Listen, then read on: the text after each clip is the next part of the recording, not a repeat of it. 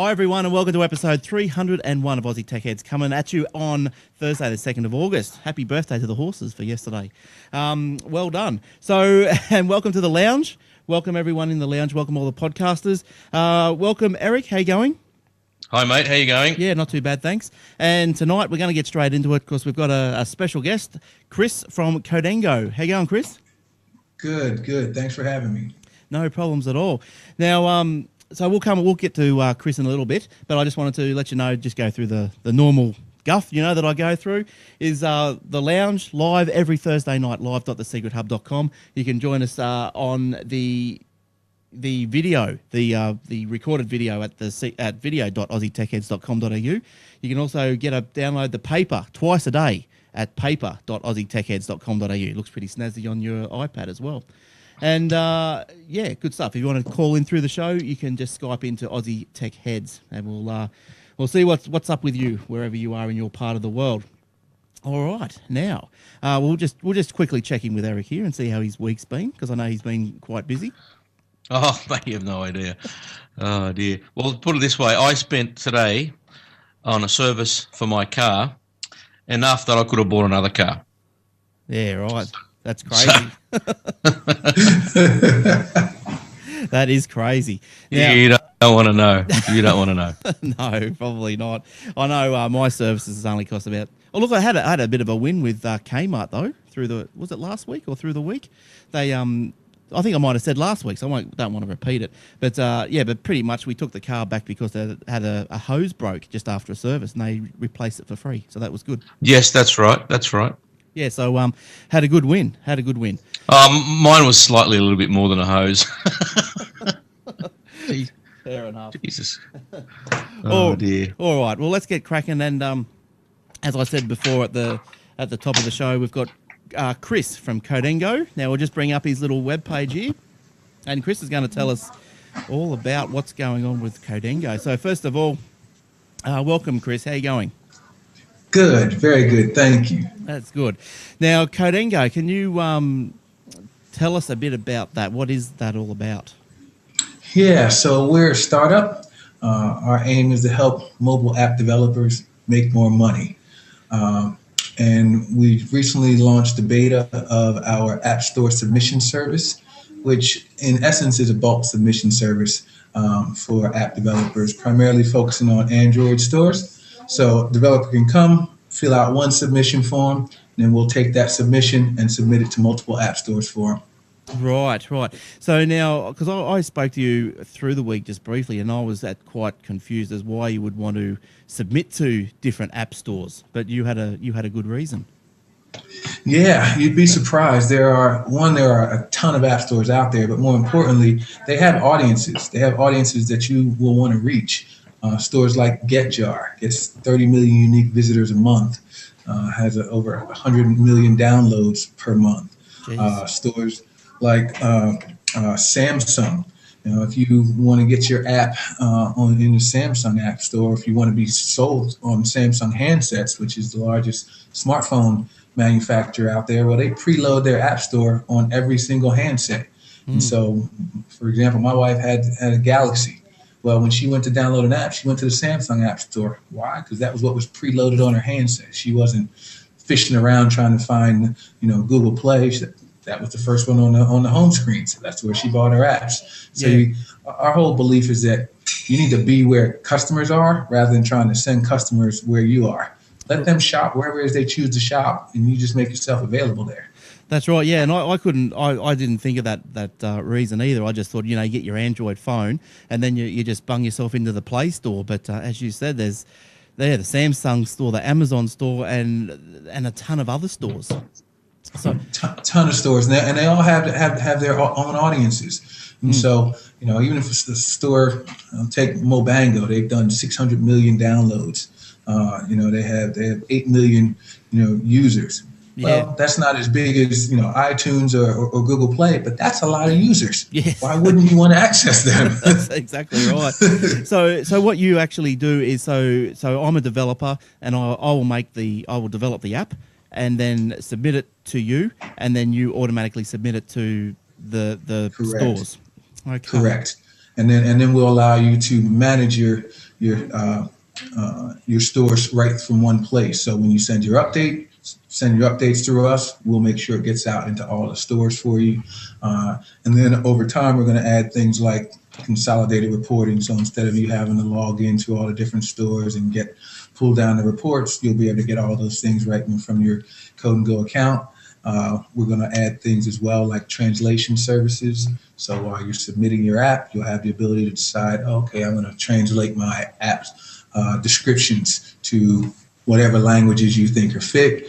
We know localization has been really helpful in terms of driving sales, particularly there's an overabundance of English-speaking apps. Everybody builds their app in English and sends it everywhere. But if you go in places, for example, like Russia, Distimo just did a study, and it said in Russia, 70% of the revenues are driven by 4% of the apps, and those 4% of the apps are the ones that are translated into Russian.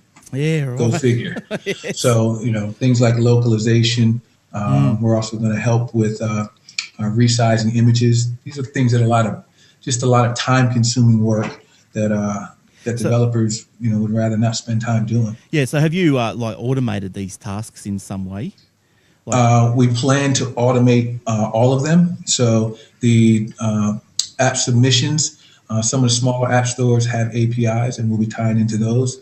And then once we get some scale, then we believe that the bigger app stores will follow suit, similar to the way the music industry developed. In the music space, initially there were no APIs if you wanted to submit your MP3 songs to a store, but now all the stores have APIs, and so you can submit your songs in directly to the stores. We anticipate that this space will develop similarly. For the translations, yes, that'll definitely be automated. We're working with a translations partner that I can't announce quite yet, but the translations are real human beings, real native speakers doing the translations, but you'll be able to submit all of your text, either your app descriptions right from the platform or your text files through the platform, and get your translations that way. So when the Codengo machine submits the apps to the stores, so the developer still owns the rights to it. So absolutely. So is the account with the App Store created in the Codengo name or Code and Go name? So we have two ways of going about it. If you have existing accounts with stores, we can go through your existing accounts. Otherwise, we'll set up new accounts with those stores. You'll have a username and a Codengo address. So you might be, Aussie Tech Heads at Codengo, and that'll be a forwarding address that'll go to the address associated to your account. So you'll have full control of the account yourself, and we just use it to do the submission for you. Okay, nice work. And so how long has Code and Go been going in Australia? It started in Australia? It was born in Australia? Yeah, born here in Australia. We incorporated back in December, and we just got the beta live just about a month ago. Right. Okay. Good stuff. And what do you hope to do with it? Like you're starting off in Australia. What challenges have you faced, and do you expect to move overseas or like develop into the future to the States? Move more. Yeah. Good question. So in the long run, what we want to do is we want to help educate developers to help them efficiently run their mobile app development business. So we looked at the overall ecosystem and said, okay, we know about fragmentation. Everybody talks about Android fragmentation, but there's also an ecosystem fragmentation that's out there. And we're building our services in order to help bridge the gap with that ecosystem fragmentation. And in doing so, we want to help educate developers and then also connect them to the resources that they need. So if the business precipitates that we need or pushes that we need to actually be in the States, then we'll move into the States. We're in no rush to get there. We know our product is global in nature, can be used by developers all over the world. A lot of the partners that we'll end up working with and utilizing are probably sitting over in Silicon Valley right now. But we'll just have to see where the business leads us. Right now, one of the biggest challenges with just being here in Australia is that its developer services is somewhat specialized, and so there's not a lot of expertise in developer services area, versus say Silicon Valley. That's one of the challenges that we face, but we think we can get over that in the short run. Now, so with the Android apps, like there's a lot of people around saying they're full of viruses and all this sort of stuff. So when an app is submitted to you, do you feel any responsibility or whatever that to vet the app before it's submitted?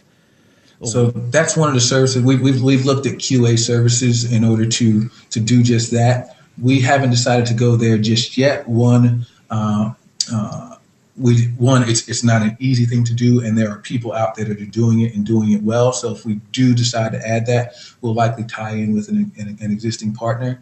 But also, again, going back to, we're really addressing the non-technical challenges of fragmentation rather than technical challenges of fragmentation. Yep. And so it's not exactly in line with the direction that we want to go. We think there are a lot of people out there that are dealing already with the technical challenges, and we just see a ton of non-technical challenges as well that can be just addressed better and make life easier for developers and publishers.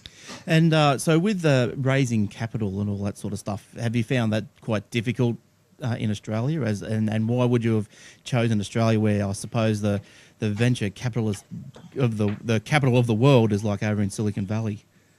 Yeah, it is challenging. Just, I think a big part of it, well, two things. One, it's a relatively smaller pond here in Australia, and secondly, again, going back to the developer services space, isn't a space that's widely recognized. So early on, raising capital, particularly amongst your angel and seed investors, can be challenging because people tend to invest in things that they know and understand.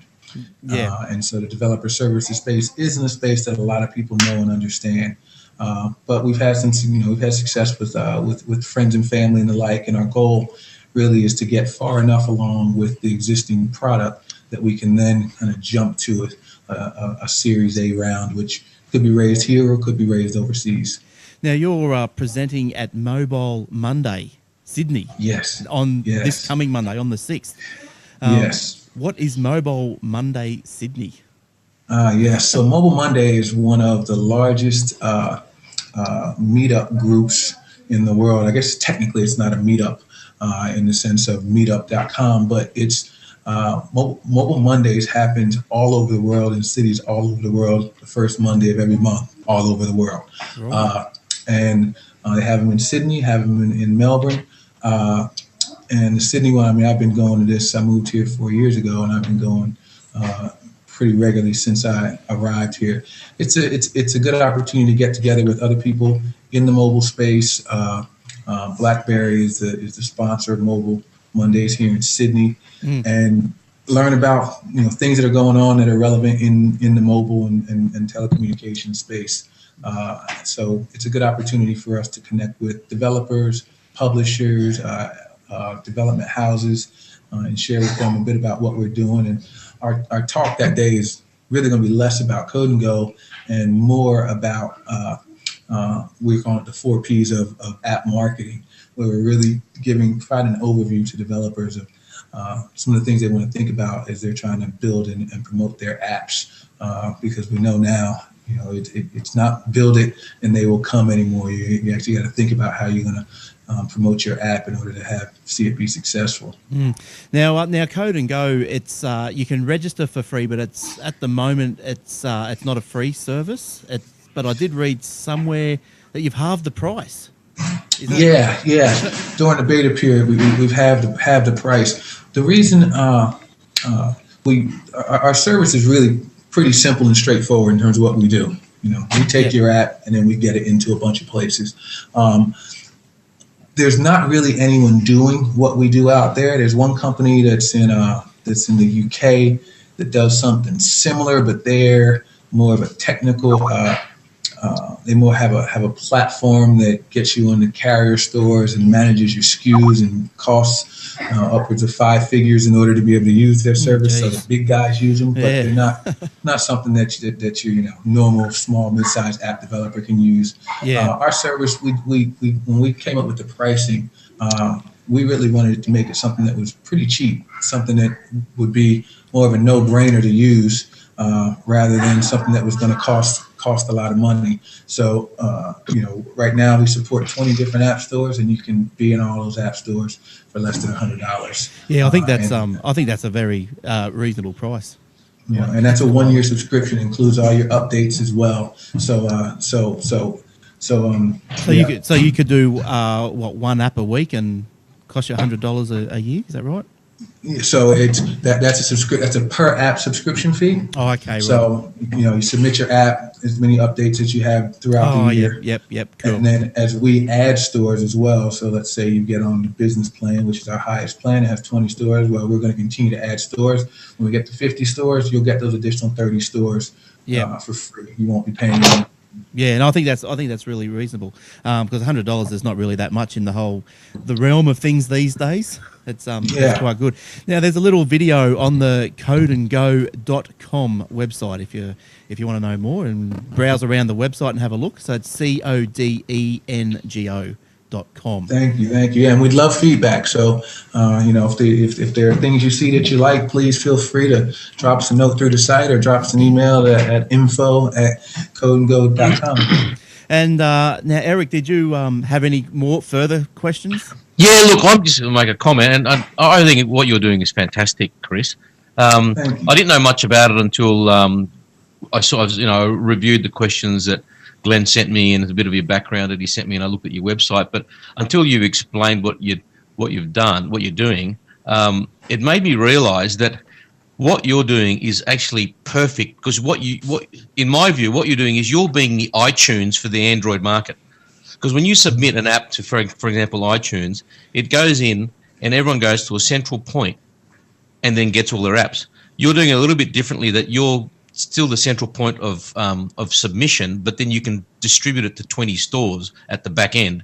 And I think that you're on a winner here. I reckon this is fantastic. Seriously. And if you want some names for venture capital, you flick me an email, mate, and I'll introduce you to a couple of people. I appreciate that. We'll definitely do that. Thank you. No problem. I think you're on a winner. All and right. And Glenn knows I don't like Android. So for me to say that, must be doing something right. Must be doing something right. I think you're on a winner. Yeah, good stuff. Good stuff. Look, and there's billions of what was it? There's a couple of stories in the last weeks or so that there's an horrendous amount of Android phones just being activated each day, and especially as all the like India's and all the those little sort of countries, they're all coming online and getting apps and China's going nuts, going crazy. Like Wayne Gretzky said, don't go where the puck's been, go where it's going. Right? Yes, that's exactly right. That's right. Well, Chris is going to hang around for a little bit and also chime in if he's got anything to say with the stories that we're going to cover tonight. Comment what you like. We've come up with some stories. You can make them as funny or as serious as you like. You go for it. And by the way, do you like Eddie Murphy? Which one, raw or delirious? Well, because I tell you what, if you can tell a good joke, you're Eddie Murphy. You could be his body double. I swear to God. All right. I just want his pockets. That's all I want. Yeah, that's it. That's right. He just want his wallet. That'd do me as well. Well, so while we're in the flavour of that sort of conversation, I pulled out a story actually from Apple. Now, because apparently the Apple's Asia Pacific is lagging on sales. The operation was the company's second worst performing business worldwide, coming in above last place Europe in the third quarter results. Now, Apple posted a 25% increase in net sales for its Asia Pacific segment for its third quarter ending June. So the result was the second lowest for Apple globally, ahead of Europe's 16% growth. So why I sort of picked that one out is because if Apple's sales are lagging, well, there's something's coming in its place, and I think that's iPhone 5. No, I reckon that's what it is. No, it's all those little Android phones getting activated. Oh, well, there's that. Of course, there's always going to be that factor, but you got to remember, you got to look at last year's results at the same time, and they always have a lag prior to a release. Yeah, okay. Always. Now, it's probably not as big a lag as it is this year, because of the competition is getting better. Obviously, it took them a while. Their touchscreens are getting better. Their apps are getting better. There's the security is getting better. So everything's getting better now. And then Chris is doing this thing now, so it's going to get even better still. So Apple's got to stay on their toes. They do. So just as a matter of interest, Chris, are you an Apple person or a PC person? I'm an Apple guy. Oh. You got to go to the Apple, because keep your friends close, keep your enemies closer, right? I have a few different devices. So I do have an Android tablet as well, but I. Oh, you're just a tech head. It's like us. We've got everything as well. We've got Apples, PCs, Androids, whatever. Yeah, that's right. But that gives you a good insight, though. If you know how the other people are doing it, it gives you a good insight of what's going on. We don't have a BlackBerry though. No, don't get a BlackBerry. I wanted them too. Which bottom drawer have you put that in? Well, he can't say too much, because aren't they sponsoring his talk on Monday? Yeah, I was about to say that they're the diamond sponsor. You want to be? Right. I don't know where they're getting the money to sponsor that. No comment. So sticking with Apple, now OS X Mountain Lion was released last weekish, and now it's already been downloaded more than 3 million times. Now that's a lot. I've downloaded it. It went quite smooth. I've downloaded it twice. Yeah, same here actually. I did one for the Mac Mini and one for Kim's laptop. So both went sweet, no problems there. Actually, mine stuffed up. The first time ever, it just kept rebooting, and then it'd hang. So I had to wipe my whole hard drive and start from scratch. Oh no, I didn't have none of those problems. None of those. That's the first time. All my upgrades in the past have gone. No problem. But for some reason, this one was just a dog's breakfast. Yeah, right. So the main reason why I downloaded the Mountain Lion, and the main reason actually, was the mirroring. That's a hard word to say, isn't it? Look, that works like a treat. It's a treat. And now, can you get Aussie Tech Heads up on a website and mirror that to your? Or is it only certain apps that you can do it with? No, mirror everything. Because what I did, I tried it with Spotify. I thought, let's push the music around the house for free. So I mirrored the Mac Mini to the Apple TV, and sweet. Nice. That works. So any website, have you tried a website like Twit? I can't see why it wouldn't work. I can't try it now because the TV's not on and everything's getting used, but there's no reason why it wouldn't work. Yeah. It's a mirror. So it'll work. But because sometimes I've tried it, and I'm not getting there's a little symbol you get on the top bar of your of the Mac. It should come up if mirroring is available. Yeah. And I don't get it. Doesn't come up for me. Something wrong. Ever. So you go into only if I use iTunes, it'll come up. Yeah. No. Right, but it won't come up on a website. I'm on Twit now. And it doesn't come up. Mine is up there relentlessly. Doesn't go away. It's just go into System Preferences, Display, and this is only from memory. I've only done it once, but Display. And is there like turn mirroring on and off? No, I don't have that option. Hang on. Let's have a look. Preferences. Sorry to bore you, Chris. It's a bit of housekeeping. Oh, here, show mirroring options in the menu bar when available. There you go. Yeah, that's ticked. But shouldn't it be available for most? Shouldn't you be able to stream any website to it? Yeah, but maybe your Apple TV's not on or something. No, it's on. They're always on. There's about 3 of them in the bloody house. Well, we'll talk about that later. We'll sort you out. We'll sort you out later. And also one last little Apple story here is Apple share price to pass, they reckon, $1,000. So that's a lot of money. So analysts have predicted Apple share price could rise to over $1,000 per share. So that would make it $1 trillion company. Wow, that's massive. I think they're going to have a stock split. It'd still be worth $1 trillion. It'll just be twice as many shares at $500. But so it's following the company's third quarter earnings release, which saw it reveal net profit of $8.4 billion. So that's for the quarter, and an increased cash pile now at $112 billion. 117, I think it's gone up since this. Oh, 107, yeah. So various analysis. Because you got to remember that quarter ended in June. So in 6 weeks, I got another $5 billion. Apple shares fell 5%, but blah blah blah. We spoke about that just before. And Apple reported revenue of $33 billion for the year. That's a lot, isn't it? That is a hell of a lot. That is crazy talk. That's crazy. That's serious money. Oh yeah. I don't know. They can't. What can they do with it all? They can't. Buy AT&T. Well, they got to. Apparently, they're going to spend it all in the courts trying to sue Samsung. There you go. Oh, there yeah. you go. That's right. Yeah, that's right. But on the other side of the pond, I suppose, Microsoft, their Windows 8 has been sent to the manufacturer. Released, and I hope it stays there. It never comes out. It'll be right. Because that's a piece of junk. No, it looks good. I had a look at it, dude. I don't like it, but that's just my opinion. Yeah. Have you seen it on a handset yet? Not on a handset. I think on a tablet it will be a lot better. I had two friends who've got it on their handsets, and they think it's excellent on their handsets. What do you think? I don't have it on a handset yet. Okay, right. All right. I think it'll be fine on a tablet. Apparently the tablets are coming out very soon. But I'm not sure about it being on a laptop or a desktop. I just think it's a bit complicated. Yeah, look, as you know, I've got it on my little laptop here that's in front of me. Look, it's okay. The more you use it, the more you get your head around it.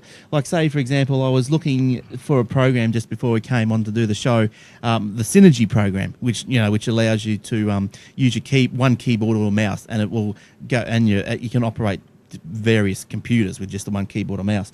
And yeah, so there's no start button, so you can't go, start programs, blah, blah, blah. So I just started typing. I thought, stuff this, I just start typing. So I went SYN, and it flips back to the Metro, and then comes up with the program, and just click on it. Yeah. So it's like just a type and search. It's I think it can work. It's I don't know. I'm still not convinced. I think a lot of people get confused. They got the tiles and the Metro on the desktop, then they go and get their tablet and they're touching it. Then they come back home and they're going to feel like touching the screen. Yeah, you get into the habit because it looks exactly the same. Well, they'll have to invest in a touch screen then, won't they?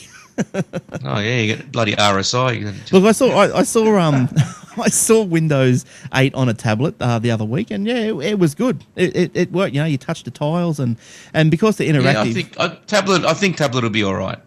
Yeah. The biggest gripe that I heard so far was you don't have as much customizability with it. But at the same time, for the lay user, they're not looking to customize their home screen or have the home screen the way it is. So yeah, right. We'll see. In some ways, I hope it has some success, just because I think the whole the mobile wars become more interesting and consumers have more options. Yeah, agree. Competition is good. Because otherwise, people get complacent when manufacturers or computer companies get complacent. Well, the consumers, you and me, and they're the ones that suffer. Exactly. So the Windows 8 release to manufacturer is a major mark in Microsoft's development process. It signals that the completed code is ready to send to computer makers and other hardware partners. So this is the time where the drivers are created and finished off. Pretty much. So developers and IT professionals who subscribe to MSDN will be able to download the new operating system starting August 15, and TechNet subscribers can download the trial of the Windows 8 RTM the same day.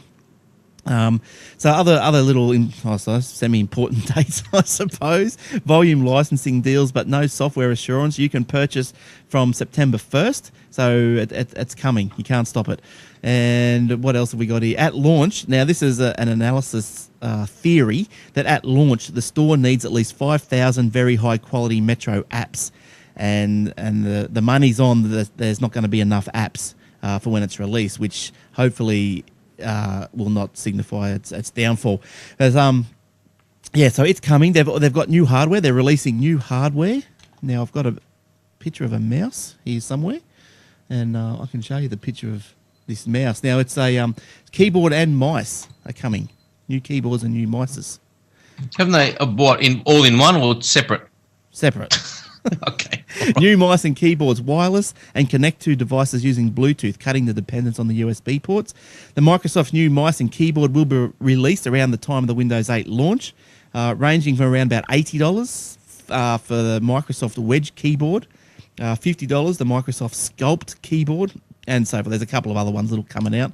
So, well, there's more info, as always, on the aussietechheads.com.au website under the show notes. So go and have a look. Yep. Go and have a look for those Go and have a there. look. Go and have a look. Yes, and now have I finished with Windows 8?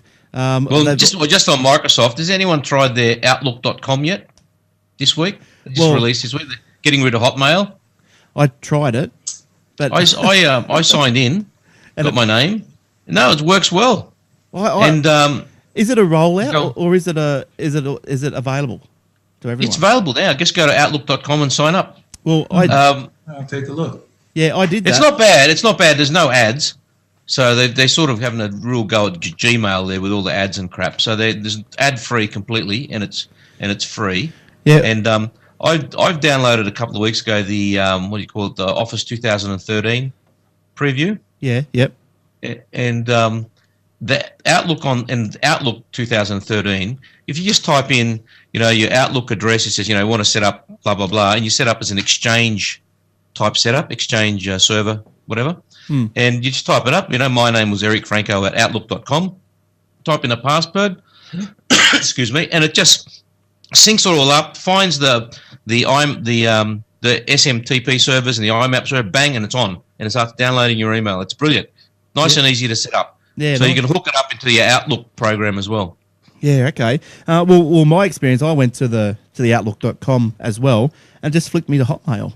So that's what made me think. Really? That's what made me think it was a rollout. It just it should be there. Yeah, no, it just flicked me. So look, for those of you who are wondering, because I was going to grab some screenshots, but I actually had to go looking for some, and so it is quite neat. It does look quite neat. Yeah, it looks exactly like the Outlook 2013. Very neat.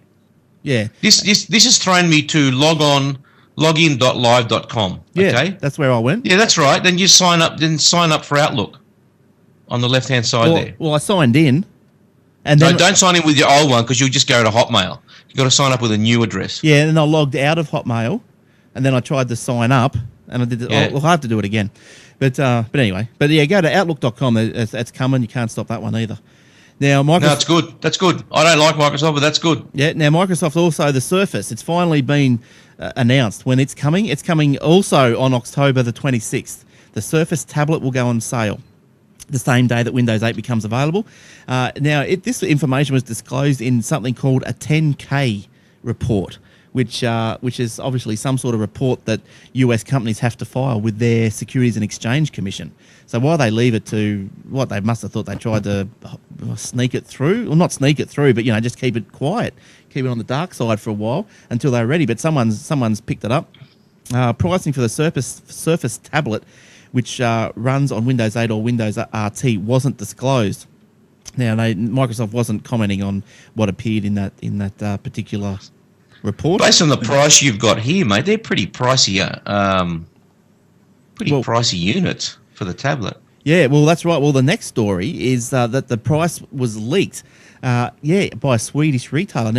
Now, look, I've just tagged this as maybe a publicity stunt. Possibly. There's nothing like bringing out a product saying it's, as in this case, what the 128 gig Windows 8 hybrid device will sell for $2,000. I'd rather buy a MacBook. Yeah, and then actually when it does, then when it does get to market, it might only be $1,400 or something. Something really more. I think this palatable. might be a scam. These are people I think are taking pre-orders. They'll keep your money, and then they'll buy it for $400 and sell it to you for $2,000. Yeah, more than likely. More than likely. Good work if you can get it. But yeah, so Microsoft and it's all going on over there as well. So look, I think I'm getting excited about the Windows 8. I'll use it. I'll implement it, and I heard that the Windows Media Center is a separate download, so it's not actually on the disk. You got to actually download it. I just think that Microsoft and places like the Google with their Sphere or whatever they want to call it, they're just. I think once again they just missed the potential market. I think because now I'm involved in the Apple ecosystem. I mean, involved with the mirroring for the Mac Mini now. I mirror. Yeah, the they're iPad. They're a few steps behind all the time, aren't they? They're just playing catch up. They're not innovating. They're just catching up. Yeah, that's right. And I can't understand why Microsoft has not developed their media center. It's got an edge on every other one that's out there. It's that because you can plug an aerial into it. That's right. And worse than that, they're what's that music service? Zune. That never came to Australia, but that was the first of its kind to get subscription music. And why they don't roll that out here? They don't know how to promote it. That is a brilliant service. Yeah. And then Spotify got the jump on them, and there's all these other guys, right? RDO got their jump on them, and suddenly they had to close Zune because they didn't grab the market when they could, like Apple did with their App Store. Yeah. They're just a bit slow. But we have a saying at Code and Go that any platform is only as good as the developer ecosystem around it. Correct. And so, as you mentioned earlier, that there's concern that there won't be enough apps for Windows 8. If that's the case, then that's a big problem. That's a huge problem. Because they should be able to engage their developers and be able to get apps built. I have one friend who I know is building an app for Windows 8. If they're not able to do that, then that to me indicates bigger problems in terms of their developer relations and the ecosystem, because that's what makes Apple so strong. That's what makes Android so strong. They've got really strong ecosystems to start with the developers. Yeah, their relationships. I think they know how to form those relationships and keep them. Whereas Microsoft, I don't know. I'm not. You'd think they'd know, because for the last 30 years, their developers have what's kept them. That's made them the biggest company in the world prior to Apple, stomping on them only about 12 months ago. And so they were always, people were developing lots and lots of programs for Windows. So they had a developer relationship. What they did with it, I don't know, because no one seems to want to develop for their tablets or their phone. Yeah. It's a real shame.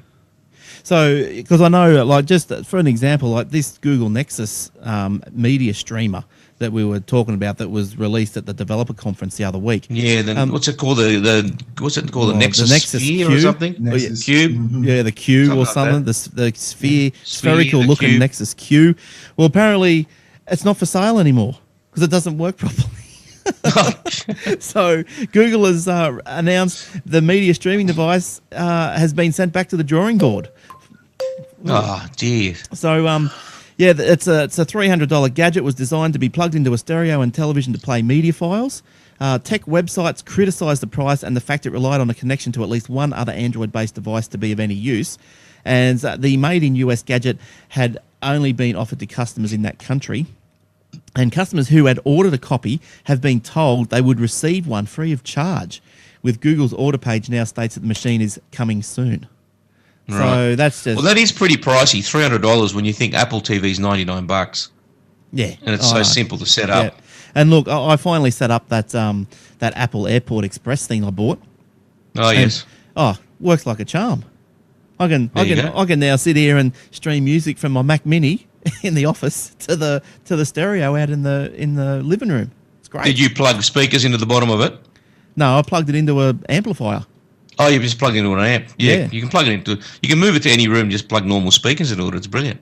Yeah. Oh, no, look, it's great. And so I think it's there. If things get left alone for too long, well, people like me, they start buying into one particular ecosystem, and then you stay there.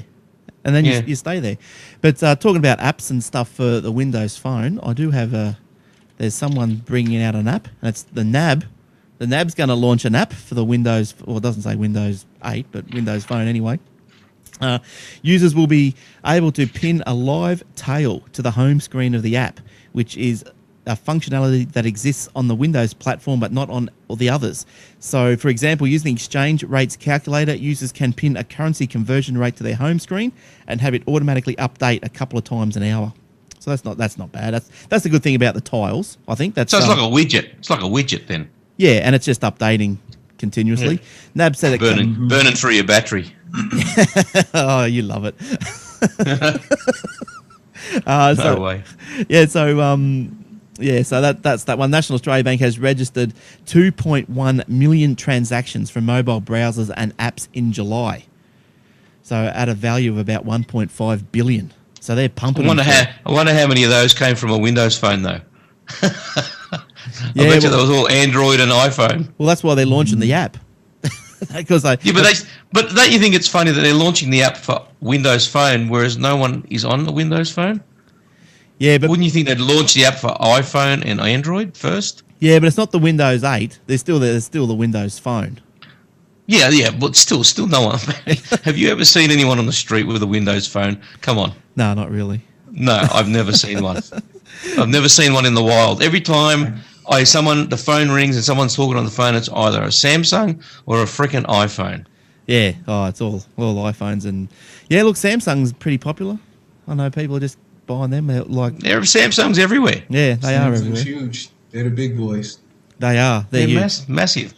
I think when you look at it, you got Apple's Apple, and Android is pretty much Samsung for mine. Pretty much. Yeah. Yeah, pretty much Samsung. Then you got a bit of LG in there, and a bit of Motorola hanging around. Motorola.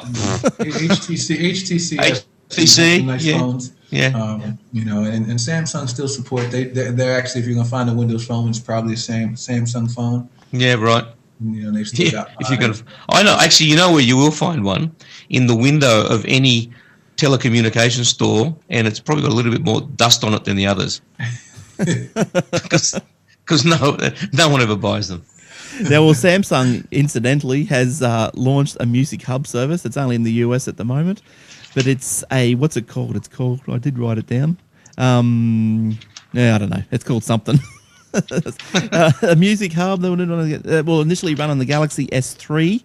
It's only available in the US. The Music Hub that's what it's called. Music Hub service is based on a technology Samsung gained in its recent acquisition of M-Spot. Users can access the Music Hub service through the Samsung App Store or Google Play. I used to work with M-Spot back when I was in the States, and they've actually got some really good technology, and then they were acquired by Samsung not too long ago. Okay, so right. Are they still in operation, or are they just been wholly and solely swallowed up? I believe they've been wholly swallowed up, but I'm not sure if they've been integrated into the Samsung world, or if they're operating, semi-independently, so that they can continue to innovate on the technology. They've been in it for a long time and have had some good stuff. They powered a lot of stuff on Sprint network for quite a while. So that should actually be a pretty decent service. Yeah, good stuff. And also, Eric, I've been doing all my little stories. Did you have anything you want to? Well, just on that same vein genre, iTunes versus Amazon. What's the best video service on the iPad? With the launch of Amazon's Instant Video iPad app, I'm surprised Apple let that through, actually. Amazon Instant Video could be on the precipice of an even bigger coming out party. Could it be ready to take over iTunes? Excuse me. So, yes, they've come up with their service. I'll share my screen. Where are we? Here. That's technical for you, Eric. Oh, there it is. Yeah. What? You got it? Yeah, we got it. Yes. So look at that. There we go. So that's the Amazon Instant Video. I think it's only available in the States for now. And just get the app, put it on your iPad, and then you can just rent videos or buy videos from Amazon. That's Apple let them in. I'm very surprised I let them in. You got Apple. There's antitrust concerns the second that you start. That's right. And as soon as exactly, it's exactly right. And they look over Amazon and they say, well, their legion of lawyers is just as big as ours. Yeah, that's right. That's true. But look, in the end, it's smart because people at least have a choice, and they're still going to make money from iTunes regardless. But if it's not available on Amazon, it'll be available on Apple and vice versa. So.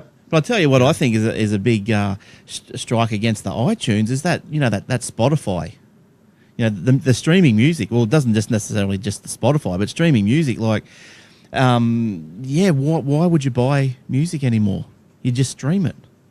Like, especially when the songs, you get sick of them, but you spent your $2 and you think, I don't want to listen to that again. That was garbage. But like with the Spotify, like you download it onto your desktop, you stream free apart from like what two little ads that come every 5 songs, and everyone's making playlists. So you just search for, like, say, you're into the 80s, you get an 80s playlist, 100 songs from the 80s, bang, you got a party right there. Bang. You know, Yeah, 90s, that's right. 100 90s, bang, you got a party right there.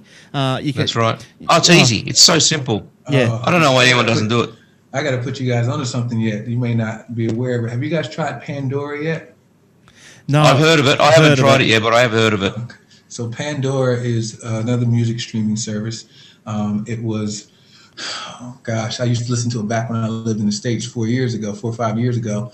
And they recently just launched here in Australia. And the way it works is they have put together what they call the Music Genome Project, where they have had tons of musicians and experts map out the DNA of every song out there.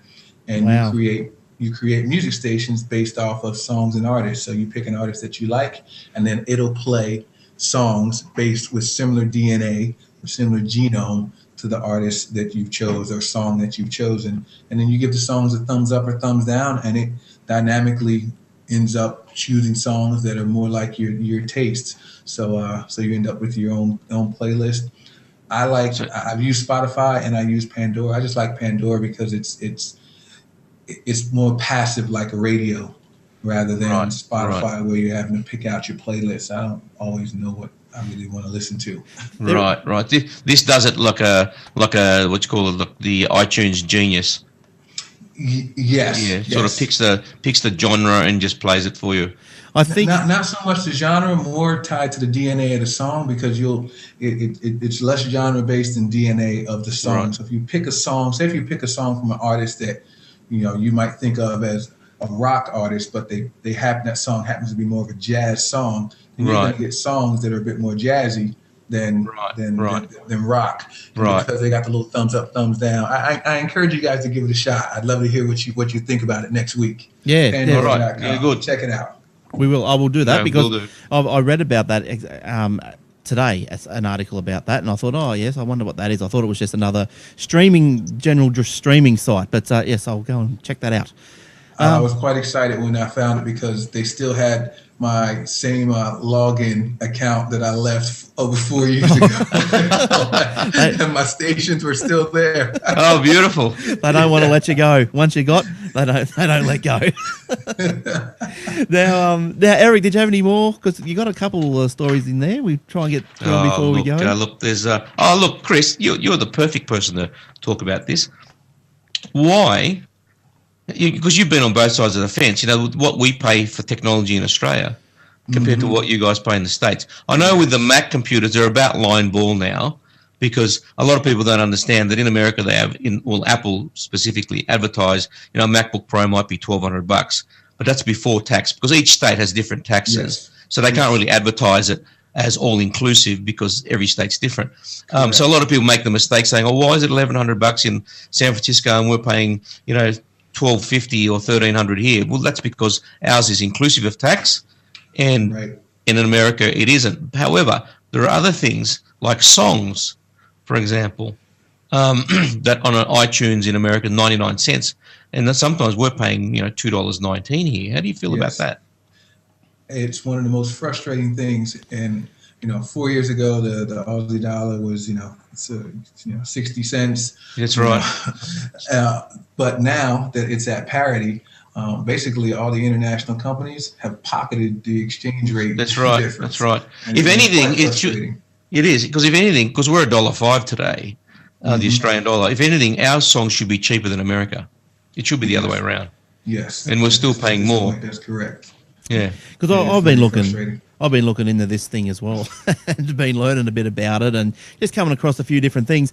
Now, Eric is probably the best person here to put me straight. But now most of these people, the overseas companies, that they'll say, oh, the GST is what drives the price up, and that's blah bullshit. blah blah.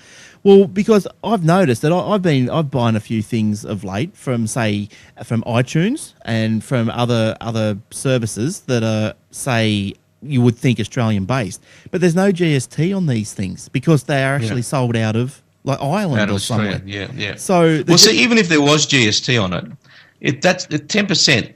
It's still, even if someone said to you, okay, you got to pay GST on everything you buy overseas, say fine, but you know what? It's still going to be cheaper.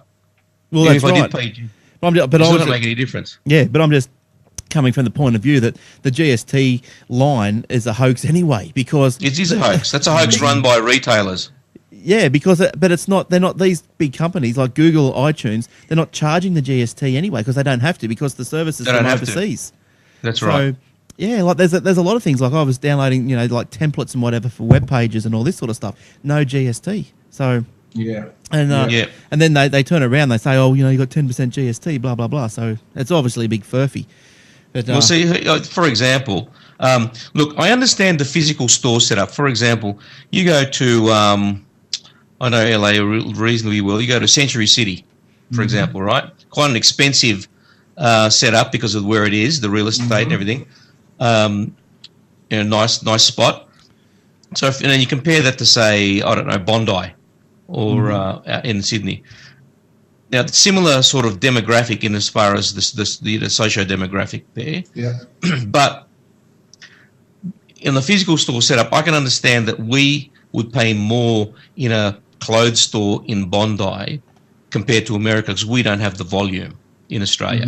In that respect, I do understand that. However, when it comes to downloading games, when it's all digital and it's sitting all on the same server, yeah, Right. it's when intangible. I'm paying $90 for Call of Duty Modern Warfare, but in America I can get it for $20, there's something wrong there. I could talk about my buddy used to be the brand manager on Call of Duty, so maybe I'll give him a call and ask him. Just flick us a couple of vouchers. Yeah, so I know. Look, it's one of those things that's it's not going to go away. It's going to be. I don't understand why they want to rip us off. We're not a big market, so I got no idea. But look, Apple hasn't. Oh, who knows? They probably Apple are getting better. Their iPhones, for example, what we buy here is similar price to what you pay in the States. When you add up over a 2-year period. If anything, I think in America they pay more because AT&T do screw you guys pretty severely on your monthly plans, and the service is shocking. I don't know who you're with here in Australia, but if you're on Telstra, you're on a good wicket. Yeah, no, Telstra's definitely by far the best network here. AT&T, if you're in the wrong market, it's just overloaded. Too many people in the network, not enough towers. Yeah, I agree. I would actually dare to suggest that Telstra has probably come to the best network in the world, as far as stability and constancy. It's definitely up there, no question about it. Because I've tried T-Mobile in the States, and they're a pack of crap. I had to stand on my balcony with holding my phone up. And AT&T was good in Hawaii, and not too bad in LA, but I hear that it's really bad in San Francisco, for example. Too many hills. New York as well. Now, I think too many tech heads on their phones. I think overloading the system. Well, quickly, just speaking of Telstra, they've launched their customer app for Facebook and iPhone and Android. So new apps from Telstra allow customers to manage their accounts on Facebook, iPhone or Android. The 24/7 Facebook app lets customers monitor usage, track bills and access customer support without logging on to Telstra.com. And boy, isn't that Telstra.com site slow? I don't know why, but it is. The mobile app, I don't mind it. It's pretty quick for me. No, but slow as buggery. The apps display current and past bills and allow users to pay bills through their mobile device and manage their email bill delivery settings. So it's all the way with these mobile devices. Now I'm just going to go through a couple of quick ones because we're running out of time here. So another couple of quick ones while we're talking about phones. Optus 4G now in Sydney and Perth. Optus has launched the 4G business services with Melbourne to join the 4G network in August. That's this month, right now. Small businesses have only got access to it at the moment, and there's no plans on when it's going to release the consumer plans. Do you reckon they do the business? Right. Is that because they don't want to just be bombarded and let it fall over? Oh, well, it'll fall over anyway. It's Optus. Now, did I tell you what spectrum they're on? Doesn't say, does it? Okay. The frequencies. 850. The frequency, I mean. Yeah, in the show notes, I haven't got that actual part there, but in the actual article it did. So if you wanted to go. Oh, okay. All right, I'll go to the article. So link to it through the show notes and do that. Now Google adds Google Plus video Hangouts to Gmail, so now you can start a Hangout from Gmail. How good's that? That's what I did tonight. Very nice. Now, Gmail, okay. Now, Chris is a new convert to to the hangout, aren't you? You sucked me in, Glenn. You sucked me in. All my dev team calls now. There you go, man. Nice and easy without the echo, hopefully. Exactly. So you guys were doing it via Skype before? Yeah. Our dev team is in Macedonia. So, Right. So we'd have calls on Skype, but boy, we found a hangout and we went, hallelujah. Yeah, it's great, isn't it? I think you can have up to 10 videos. So it's it's good. It's good stuff. But now you can before you had to go to Google Plus, start a hangout. Now all you have to do is from your contact list down in your chat list down in the Gmail, there's a little hangout symbol, and you just start it from there. It's great. It's an easy. Check that out. Yeah, nice and Very easy. nice. It's getting easier, Chris. It's getting easier. So they began it's a gradual rollout which began Monday. So if you haven't got it there just yet, just hang tight. The new service will allow multiple Gmail users to view YouTube videos together, collaborate on Google Documents, and share their screen view as well. So that's all going good. Now, what else have I got? I think that might be about it. He's funny. Remember our old mates Anonymous, who they like hacking into everything? Yes. Well, apparently they're up in arms. They're not happy because a French T-shirt supplier has trademarked their logo and slogan. They were a little too anonymous. Yeah, that's right. That's right. So you want to be anonymous, you can't trademark anything. That's right. Look, Because someone's got to put their name to it. When you apply for a trademark, you got to put, who's applying for the trademark? Well, I'm not telling you, dude. I'm an anonymous, dude. There's an email, there's a telephone number. That's right. So Swiss bank account number. But just to get up their nose, you just do it as a shelf company, and then watch them go and say, "Oh, we will, try and fight you because of non-use." Well, obviously they're not going to be able to register it because they're not a fair income place, are they? They're hackers. Virtual. Well, they're virtual. You say, "I'll see you in court." That's all, and they won't show up. They're illegal. They'll show with masks on. But anyway, this French T-shirt supplying company has trademarked the logo and slogan. The slogan will not go unpunished. Paris-based early Flickr registered the distinctive image of a headless suit figure for use in France. It also registered the phrase, "We are anonymous. We do not forgive. We do not forget. Expect us." So, in the YouTube video, Anonymous said it will take down any business they have going on the internet. And Anonymous went on to say that the name of Anonymous will not be the whore of the world. So there you go. Too late. Now, isn't that thing, that writing there, that Latin sic semper tyrannis, isn't that what John Wilkes Booth screamed out when he shot a president? What was that? Abraham Lincoln. That's the one. What does that mean again? What does it? God. Can you remember? Something like traitor or something. Well, you Google it. Google it. Google Translate. Yeah, Google it, Eric. And we'll look. This is my last story. I thought I would chuck this one in. If you ever wanted to know, you look at the apple.com and you go, geez, that's a nice website. I love the writing and all that sort of stuff. Well, they've got a new font, but I've also got the other fonts that they use, and I'll show them to you as I tell them, because they are nice fonts. Death to tyrants, it means. There you go. Death to tyrants, geez. Yeah. So we've got Myriad, Helvetica New, Neue, Lucinda Grand, and Avenir is the new one. Avenir. Avenir. Wow, there you go. Looks a bit of cross between Myriad and Ariel. Yeah, they're all very similar, but they're nice and neat. And nice fonts. Nice font. Apple's always have nice fonts. They have. That's what draws me to them. Now, is that all you've got, Eric? You're a font whore. I am. That's all I got. I will not be the font whore. Okay. So we're going to go and check out Pandora. So that brings us to the end of the show. Thank you, Chris, for coming in. Thank you guys for having me. And no worries. There are people in the chat room, people listening on the podcast. It's www.code.ngo.com. Correct, Chris? Correct. Codeandgo.com. Go and have a look and drop your apps in there. That's right. If you've got an Android app, you definitely need to be having a look at that, because it makes life. Yeah, don't drop any Apple apps in there because you won't get anywhere.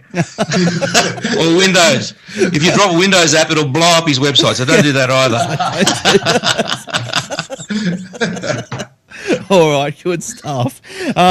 So on that note, yes, thanks for everyone that's tuned in once again. Thanks for all the downloaders, and thank you, Eric. Oh, I forgot to mention at the top of the show, Will was is at work again. He couldn't get out of work, so he's working late again on the. Someone's probably got a flat battery somewhere, and he's had to go and fix it. But yeah, hi Will, how you going? Hope you fixed it. But hopefully we'll see Will next week. And so thanks, Eric. Thanks for coming in, and No worries, mate. and thank you, Chris. Thank you. So until next week, it's bye for now. Ta-da.